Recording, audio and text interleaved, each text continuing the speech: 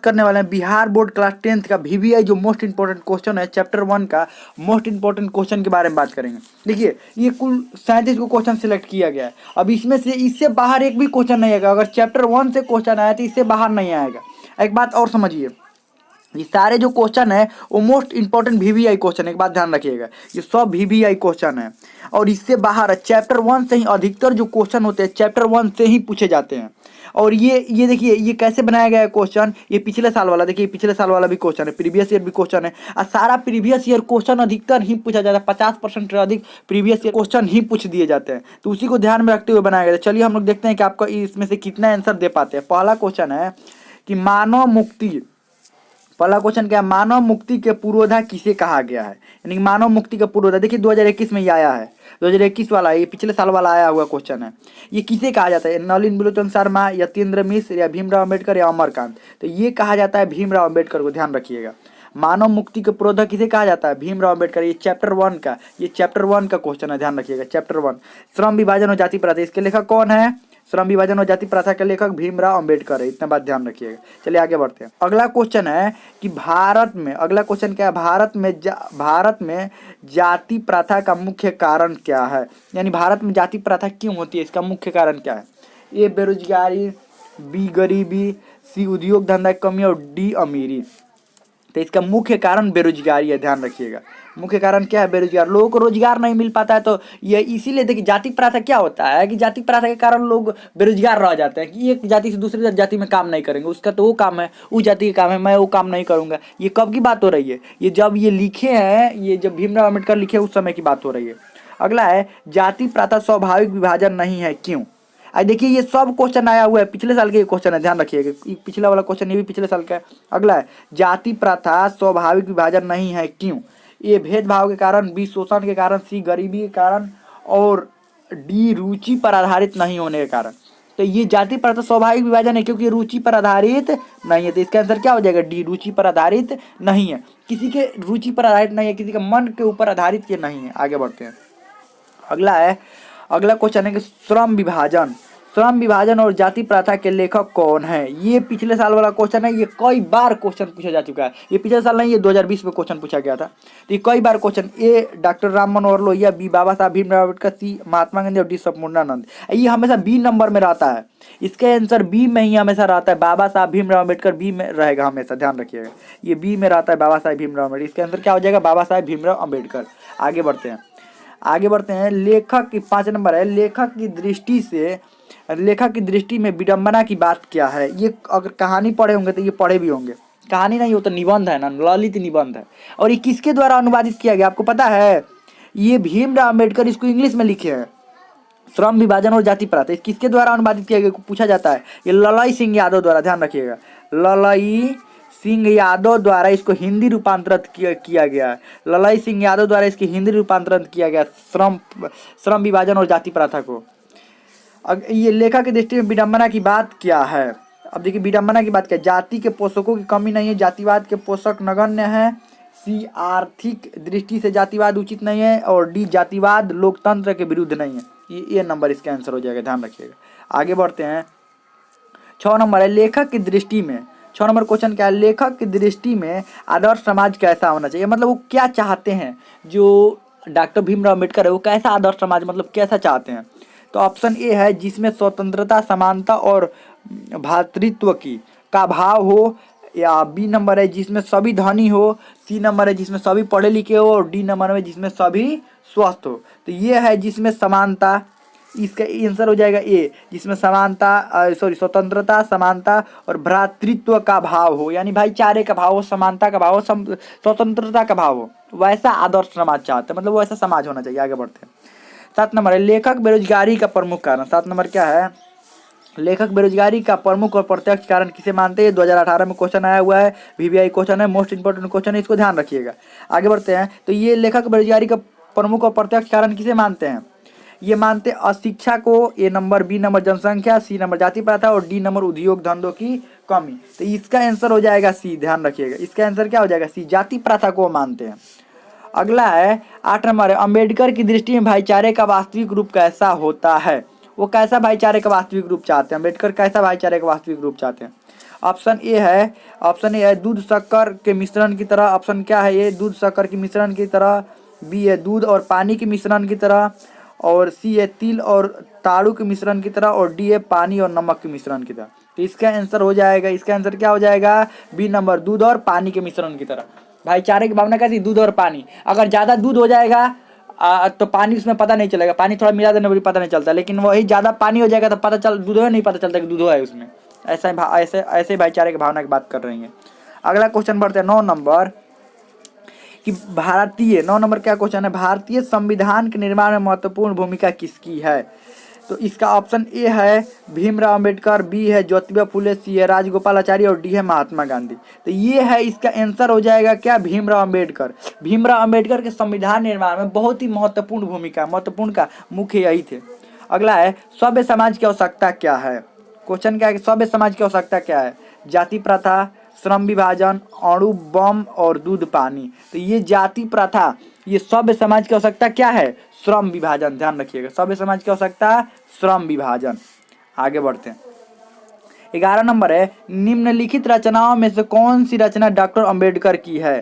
कौन सी रचना doctor, the castes in India, the untouchables, who are they, who are Shudras, इनमें से सभी। ये सभी है, इसका आंसर क्या हो जाएगा, इनमें से सभी। ध्यान रखिएगा, ये इनमें से सभी, इनका सभी ये रचना है। देखिए ये रचना याद करने का एक सिंपल ट्रिक बताते हैं आपको।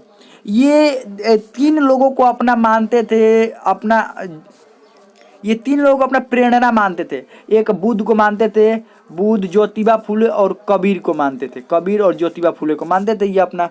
तो ये देखिए ये लिखेंगे, और ये छुआछूत के खिलाफ थे, जाति प्रथा के खिलाफ थे। तो कभी भी लिखेंगे तो जाति के बारे में कॉस्ट मतलब जाति, और अनटचेबल मतलब छुआछूत होता है, क्षुद्राज मतलब ये दलित होता है। तो ये इनके बारे में लिखेंगे, जब भी इनके बारे में किताब का नाम आएगा तो समझ लीजिए यही लिखे हैं।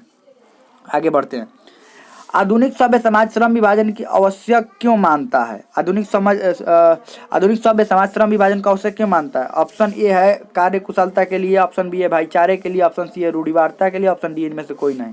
तो ये मानता क्यों है, कार्य कुशलता के लिए। क्या इसका आंसर हो जाएगा, कार्य कुशलता। कमेंट में लिख कर जरूर बताइए कितना आपका सही हुआ। अगला है कि श्रम विभाजन और जाति प्रथा पाठ बाबा साहब के किस भाषण से संपादित। ये भाषण था, भाषण हो नहीं पाया था, ये भाषण लिखे थे लेकिन भाषण हो नहीं पाया और इसको हिंदी रूपांतरित किया गया। तो इसका इनहेलेशन ऑफ कॉस्ट होगा, इसका आंसर क्या होगा, इनहेलेशन ऑफ कॉस्ट। ये इनका भाषण था, इंग्लिश में ये भाषण लिखे थे लेकिन ये भाषण दे नहीं पाए, कोई कारण होगा, जो सभा था वो रद्द कर दिया गया, जिसके बाद ललई सिंह यादव द्वारा इसको हिंदी रूपांतरण किया गया। ध्यान रखिएगा। आगे बढ़ते हैं, प्राथमिक शिक्षा। अगला क्या है, प्राथमिक शिक्षा प्राप्त करने के बाद अंबेडकर उच्चतर शिक्षा प्राप्त करने के लिए कहाँ गए। तो ऑप्शन ए है इटली, ऑप्शन बी है दक्षिण अफ्रीका, ऑप्शन सी है न्यूयॉर्क और ऑप्शन डी है कोरिया। तो ये गए थे न्यूयॉर्क, उसके बाद लंदन भी गए थे। ध्यान रखिए, लंदन में है नहीं, कहाँ गए थे, न्यूयॉर्क और लंदन, दो को ध्यान रखिएगा, लंदन भी गए थे। तो इस बात को भी ध्यान रखिएगा, ये उस समय लंदन में गए थे। अगला, अम्बेडकर के चिंतन, क्या क्वेश्चन है, अम्बेडकर के चिंतन और रचनात्मक के लिए प्रेरक व्यक्ति थे, कौन थे।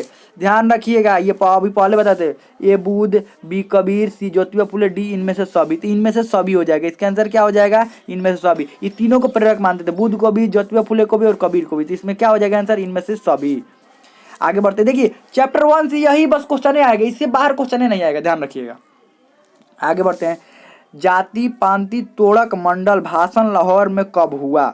ये जाति पार्टी तोड़क मंडल भाषण लाहौर में कब हुआ। तो ये ऑप्शन ए है 1942, ऑप्शन बी है 1940, ऑप्शन सी है 1936, ऑप्शन डी है 1938। तो ये हुआ था 1936 में। ध्यान रखिएगा, होने वाला था ये होने, लेकिन ये उसी के लिए, उसी भाषण, उसी मंडल में जाने के लिए, उसी भाषण में सम्मिलित होने के लिए ये भाषण लिखे थे, उसी में भाषण देने के लिए लिखे थे। कहाँ, लाहौर में होने वाला था भाषण। चलिए आगे बढ़ते हैं, श्रम विभाजन और जाति प्रथा क्या है। श्रम विभाजन और एक कहानी, बी भाषण, सी निबंध और डी साक्षात्कार। तो ये क्या है, ये ललित निबंध है। ध्यान रखिएगा, ये क्या है, ललित। आप कहेंगे कि भाषण है, तो भाषण नहीं है, क्योंकि भाषण ये दे नहीं पाए थे, इसको निबंध के रूप में रूपांतरित किया गया। ध्यान रखिएगा। आगे बढ़ते हैं, 18 नंबर, अम्बेडकर के भाषण एनिहिलेशन ऑफ कॉस्ट। अम्बेडकर के भाषण एनिहिलेशन ऑफ कॉस्ट को किसने हिंदी रूपांतरित किया। तो ये ऑप्शन ए है ललई सिंह यादव, ऑप्शन बी है किशोरी लाल, ऑप्शन सी है मोहन वाजपेयी, ऑप्शन डी इनमें से कोई नहीं। तो ये ललई सिंह यादव द्वारा हिंदी रूपांतरित किया गया, हम कई बार बताए हैं, ललई सिंह यादव, ललई सिंह यादव द्वारा। आगे बढ़ते हैं। अब मैं देखिए ये 2019 में क्वेश्चन पूछा गया, इसको ध्यान रखना है, 2019 ये 2019 में पूछा गया। अंबेडकर का जन्म किस परिवार में हुआ था? ये बहुत ही मोस्ट इंपॉर्टेंट क्वेश्चन है, पूछे ब्राह्मण, क्षत्रिय, दलित, काश्यप। तो ये दलित परिवार में हुआ था, ध्यान रखिएगा। उनका जन्म किस परिवार में हुआ था? दलित परिवार में। आगे बढ़ते हैं। अगला क्वेश्चन क्या है कि लेखक इस युग में लेखक को इस युग में कहाँ पर विडंबना दिखाई देती है? तो ये कहाँ पर विडंबना दिखाई देती है? जातिवाद में, ऑप्शन ए क्या है जातिवाद, ऑप्शन बी है नारीवाद, ऑप्शन सी है निर्वादवाद और डी है परिवारवाद। तो ये जातिवाद में उनको दिखाया, ऑप्शन ए हो जाएगा जातिवाद में। अगला, डॉक्टर भीमराव अम्बेडकर के माता का नाम क्या था? डॉक्टर भीमराव अम्बेडकर के माता का नाम ए रानीबाई, बी कुंतीबाई, सी शीलाबाई और डी भीमाबाई। इसका आंसर क्या हो जाएगा? भीमाबाई, ध्यान रखिएगा, इसका आंसर हो जाएगा भीमाबाई। आगे बढ़ते हैं। डॉक्टर अंबेडकर ने पीएचडी की उपाधि कब धारण की थी? जो डॉक्टर अंबेडकर थे वो पीएचडी की उपाधि कब धारण की थी? ए 1920, बी 1918, सी 1916 और डी 1914। तो ये अपने पीएचडी की उपाधि जो धारण किए थे वो 1916 में धारण किए थे, याद रखिएगा 1916। आगे बढ़ दो। कॉस्ट इन इंडिया देयर मैग्नीज्म किसकी रचना है? तो किसके कॉस्ट के बारे में कौन रचना करेंगे? Option Bhimrao Ambedkar, option B Ram Manohar Lohia, C Mahatma Gandhi, D Sukhdev. तो ये रचना किए थे कौन? भीमराव अम्बेडकर, ध्यान रखिएगा। आगे बढ़ते हैं। आदर्श समाज, आदर्श समाज स्वतंत्र समानता भातृत्व पर आधारित होगा, किसने कहा था? ये पहले पूछ लिया गया है क्वेश्चन, ध्यान रखिएगा, ये आने की संभावना है। ये एक A Max Muller, B Bhimrao Ambedkar, C Birju Maharaj, D अज्ञा। तो किसने कहा था?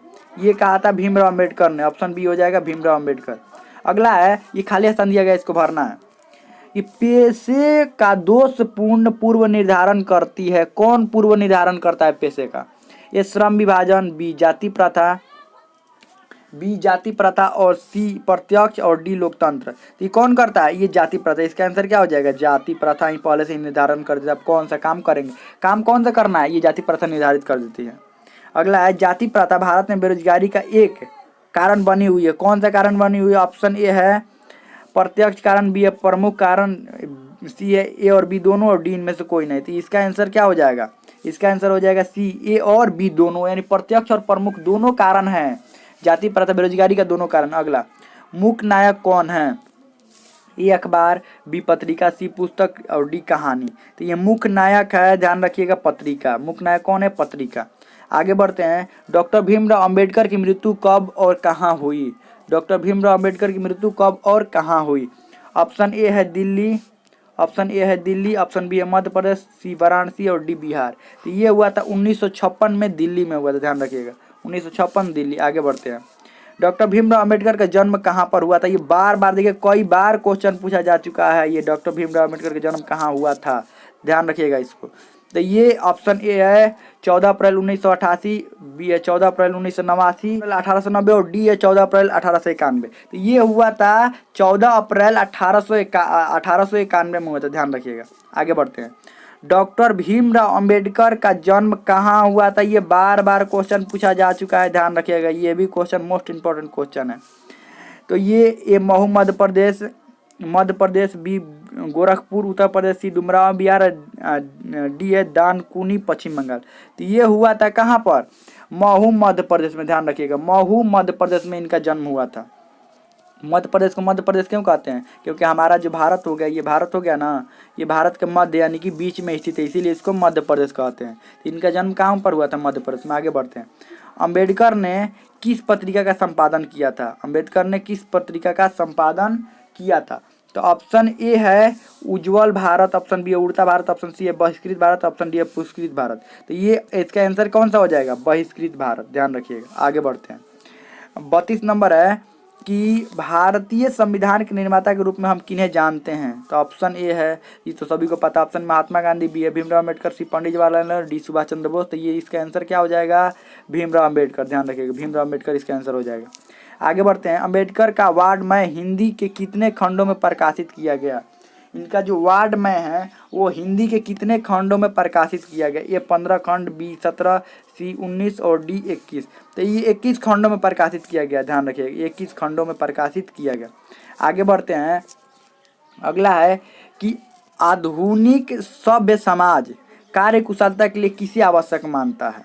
ए है श्रम विभाजन, बी है धन विभाजन, सी है जन विभाजन, डी जाति विभाजन।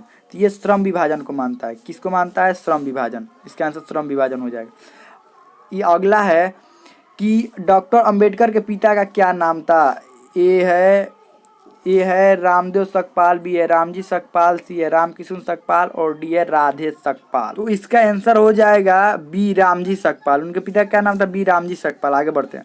जाति प्रथा श्रम विभाजन के साथ साथ किस रूप लिए हुए हैं? किसका रूप लिए हुए? 2018 में क्वेश्चन पूछा गया है। ए स्वतंत्रता का, बी है भ्रातृत्व का, सी है श्रमिक विभाजन और डी इनमें से कोई नहीं। तो इसका आंसर क्या हो जाएगा? इसका आंसर हो जाएगा श्रमिक विभाजन। ध्यान रखिएगा। आगे बढ़ते हैं। 37 नंबर है, डॉक्टर भीमराव अम्बेडकर ने किस प्रथा को आर्थिक पहलू से खतरनाक माना है।